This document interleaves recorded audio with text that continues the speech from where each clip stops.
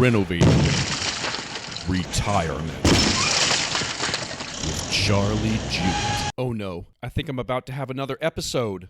Hidey, hidey, hidey, ho! Don't know why I wanted to introduce the show that way, but this is show 87, called Chunks and Streams of Money. I had to force myself to put the of money in there, because I just call this Chunks and Streams. Now, this show is going to be a little bit different. I usually, as a person, I'm not real scripted. When I go to speak, I never know what order anything's going to come out in. I got all my stuff that I teach. I study all the time, learn new stuff, read other people's stuff.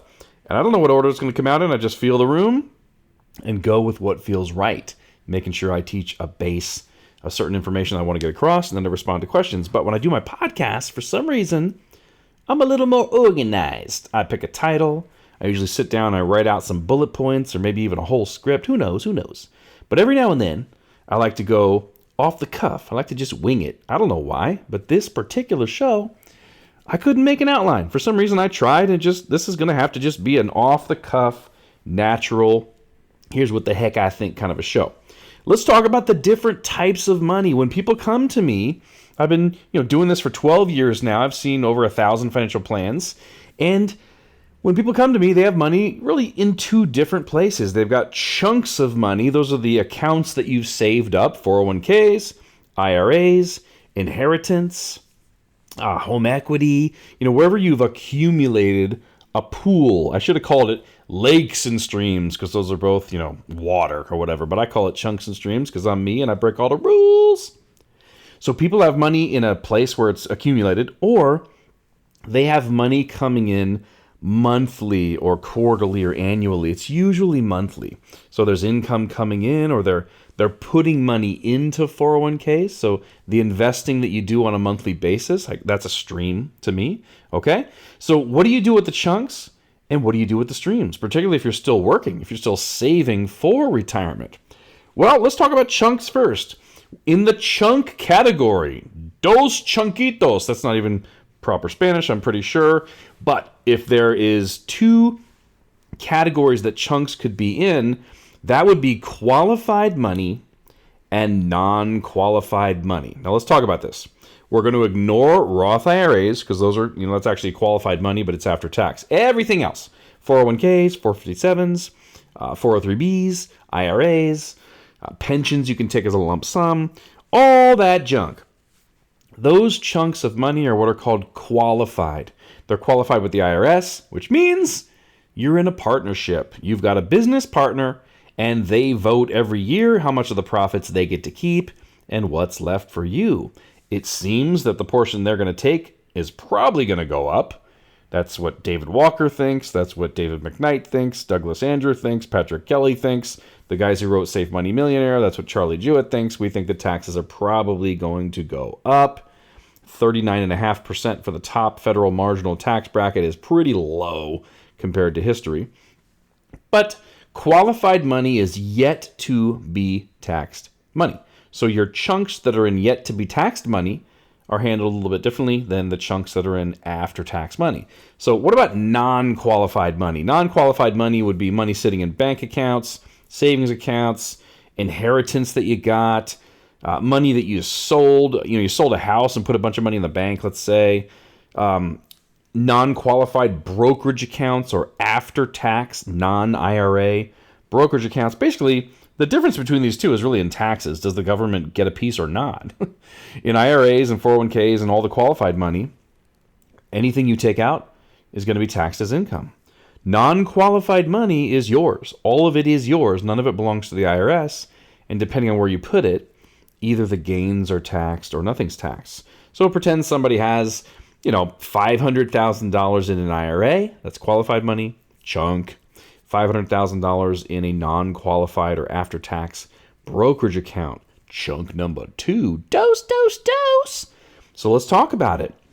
Where do you put the money, or what are your options for where you put the money? Well, qualified money has a little bit less freedom, or there's a little bit less freedom of where to put it, less variety because of the tax situation, because you have to pay the IRS to play. So where do you put qualified money, IRA money? Basically, you're choosing between annuities, either for growth or income, and managed money, stocks, bonds, and mutual fund. Now, why do I say that? Why not use the awesome tax-free life insurance strategy that E.F. Hutton came up with and has been perfected over the years, and in 82 and 84 and 88, Tefra, Defra, Tamra, all these, why not use the incredible, amazing, look what's behind door number 3, life insurance, tax-free growth strategy. Why not? Because that strategy requires that you put money into it after tax. So to use that strategy, you'd have to pay taxes first on all the IRA money.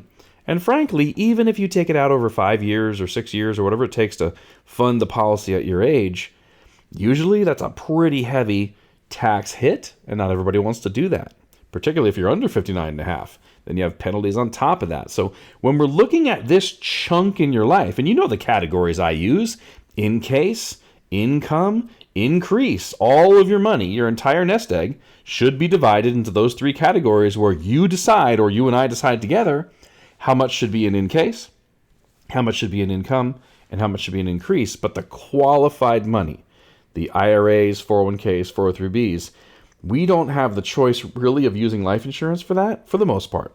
Some people do, and I'll tell you about that in a minute. But for the most part, you're going to be picking between income-producing annuities. So you're going to be purchasing a paycheck, purchasing a pension paycheck. I like the P's. Pop.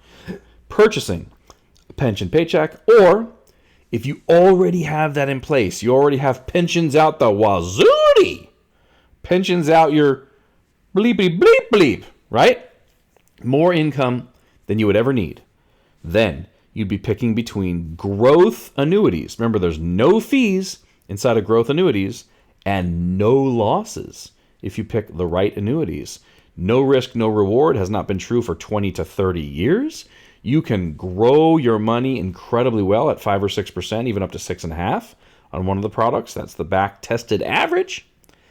No costs, no risk of losing money whatsoever.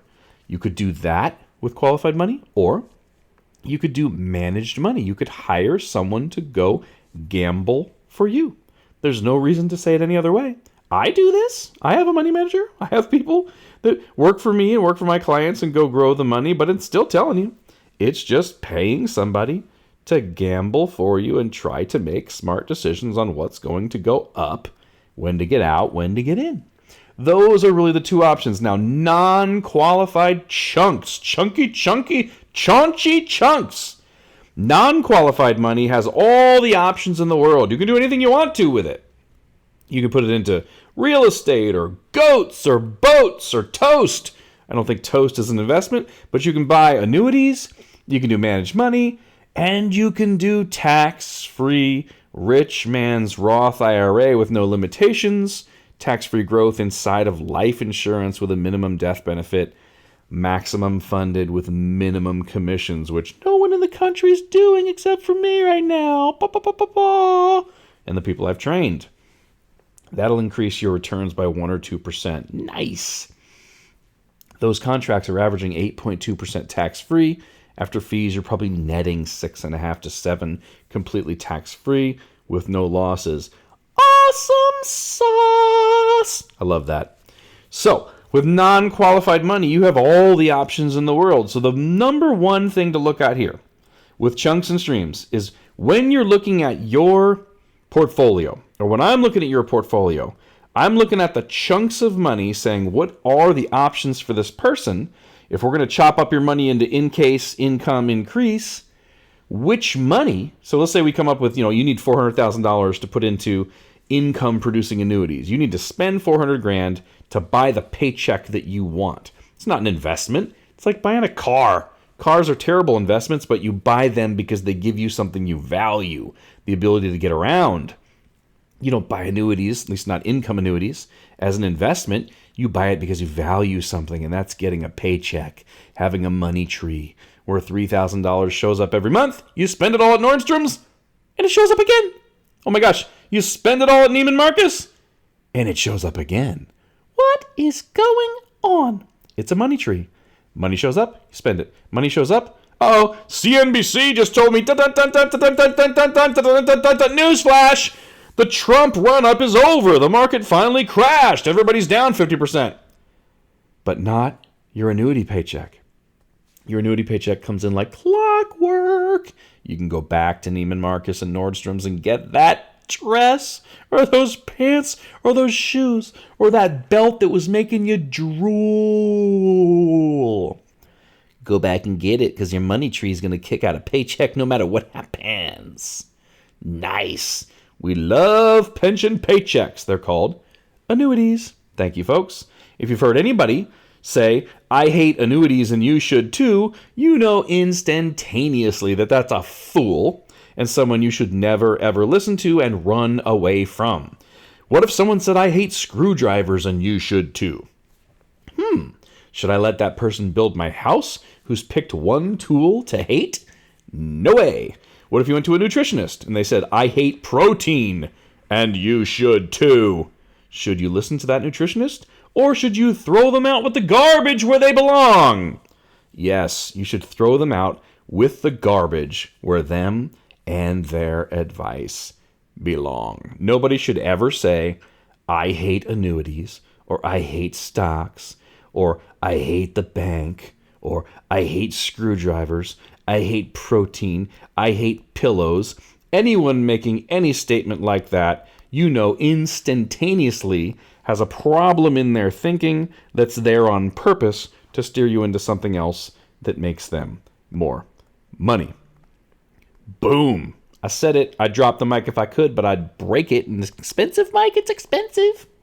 All right. So chunks, you either have non-qualified money where you can do annuities, managed money, or tax-free growth and life insurance.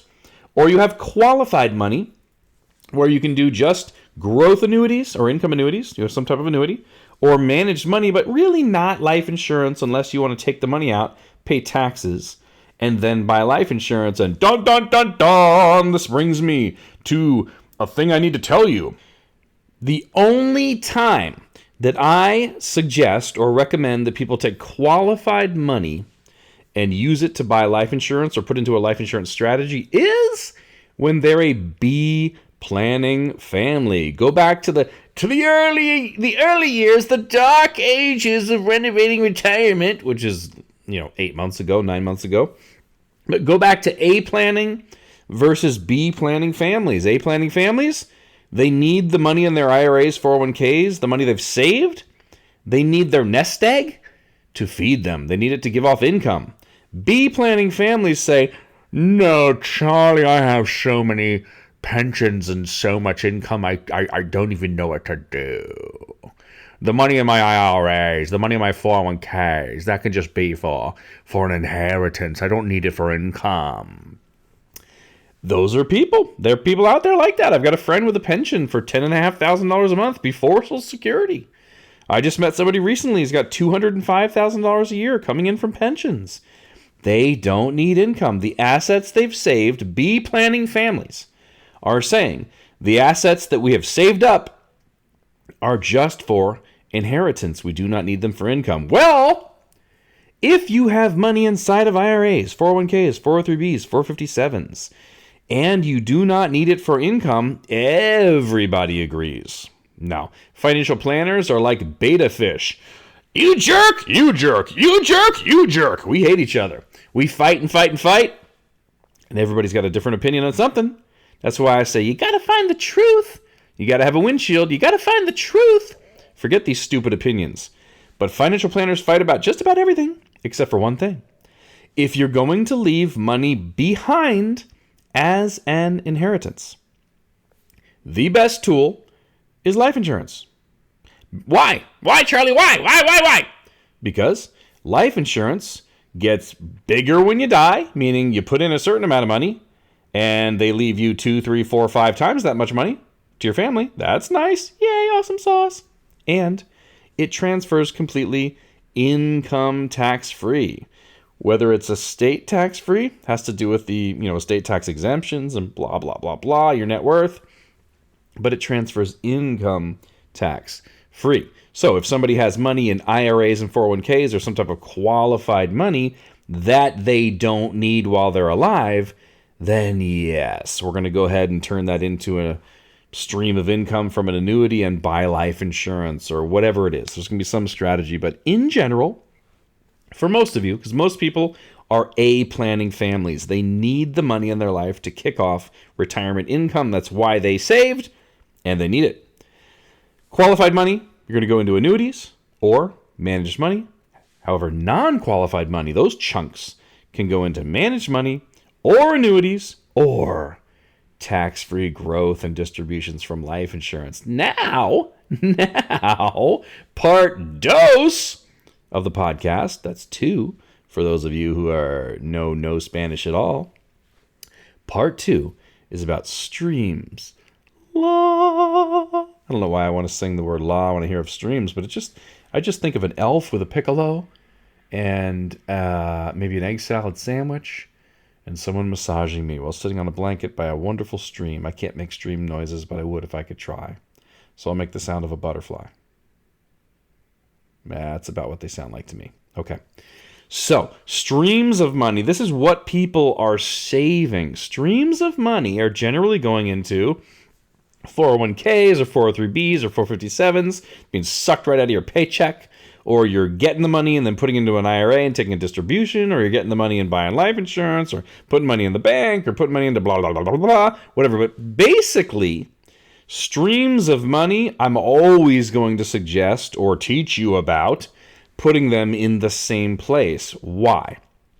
Because streams of money come in the form of income into your life, and then you decide what to do with them.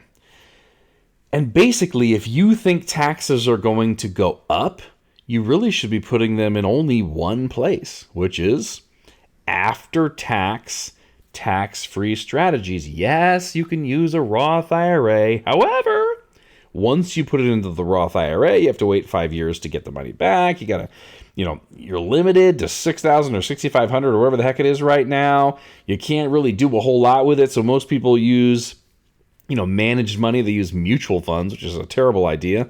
But, you could use annuities if you had a good enough advisor. You're not going to put it into life insurance. Life insurance is the other Roth. Like if you really understand life insurance the way I do, the way the best advisors do, life insurance is called the rich man's Roth IRA. Pretty much any money coming into your life in the form of a stream, and you're getting it monthly, $1,000, $2,000 a month of extra discretionary income or whatever it is, pretty much all the time, I'm going to end up teaching you about, and you're going to choose, or I might suggest for my, this is what I do for me. I would be putting it into some sort of life insurance strategy that's not about the death benefit. Blah, who cares about the death benefit? Who cares about that? I'm talking E.F. Hutton. Look on the books that I recommend page on my website for the book by Douglas Andrew, Missed Fortune 101. Read chapters, I think, what is it, 8 through 10 or 9 through 11 or something like that. The chapters on life insurance. Read Patrick Kelly's Tax-Free Retirement. Read David McKnight's The Power of Zero. Life insurance is a Roth IRA with unlimited contributions if you understand how to build it, and you can have incredibly low costs and incredibly high earnings. If you don't know how to do that, get in touch with me, Charlie at JewettWealth.com, CHARLIE at Jewett, that's JEWETT, wealth.com, or you can call the 800 number, 888-285-2268, 888-285-2268, and I'll help you. Or you can just go to, meetwithcharlie.com or go to my website, JewettWealth.com, JEWETT, wealth.com, and find a way to contact me and get on the calendar, baby. Get on the calendar. I spend all kinds of time every week talking to y'all folks, helping you. So, chunks, if it's qualified money, it's either going into annuities or managed money. Unless you don't need it, then we're going to pay taxes on it, get it over with, and put it into life insurance so you can leave a big old fat inheritance. You nice person, you nice philanthropist. But if it's non-qualified money in the form of a chunk, a big brokerage account, or money you sold from, you sold some real estate, you got a bunch of money sitting in the bank, you got an inheritance, it's after-tax money. You can do whatever you want with that. Buy an annuity for guaranteed income. Put it into managed money for, risk, for fun. Fun. That's what managed money does. It's fun and has high upside potential. Or You can put it into life insurance for tax-free growth, huge death benefit, wonderful, wonderful, wonderful long-term care benefits. But if it's a stream, if it's money you're saving monthly. Now, if you're in retirement, streams is not really a category you have. You're looking for streams of income, meaning you need annuities. I'm talking about the people who are still saving for retirement. If you're putting money away monthly, those streams, those small contributions, almost always, when if you're getting matched on your 401k, cool. Put in up to the match. If it's more than 75 or 100% cents on the dollar that they're giving you, great. Put it there. After that, if you think taxes are going to go up, not a whole lot of reason to do anything except for maximum funded, minimum death benefit, minimum commissions, right product, right company, right design. Indexed Universal Life Insurance. Go ahead and listen to the episode or go on YouTube and watch the video if you want to for the 6 ways to improve your cash value life insurance. So today was a little bit more of a rant. It's a podcast rant. It's a rant cast by Charlie Jewett. But most of my podcasts are kind of like that. So rant on, crazy boy. Anyway, hope that helps. There's chunks. That's a whole bunch of money you got saved up somewhere. And then there's streams, money that you are putting away. And they get handled a little bit differently. Thought I'd give you a couple of rules of thumb. Or is it rules of thumbs? I guess it depends how many thumbs you have. I have 2. Charlie Jewett out. You people are the best! But that's all, folks.